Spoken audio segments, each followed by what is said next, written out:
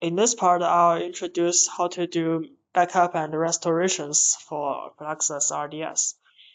So on the instance list page, click the name of the target FLEXUS RDS instance.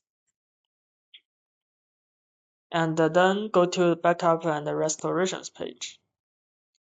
So FLEXUS RDS provides one-click restorations and manual backup and restoration. To use the one-click restoration, you just need to click the restore button here, and you can select the date, time range, and time point.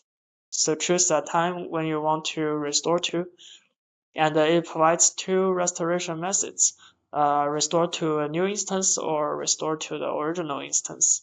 If you want to restore to the new instance, then click OK, and it will guide you to the purchase page.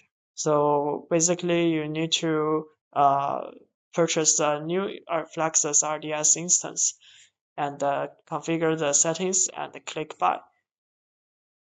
And then the backup will be restored to that new instance. And if you want to restore to the original, then you just need to simply check the box and click next. You can also do manual backup and restorations.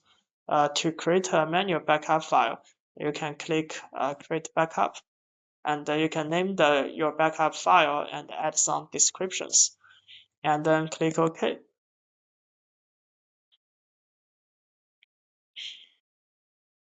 Then you can see a manual backup is being created, and it will take a while.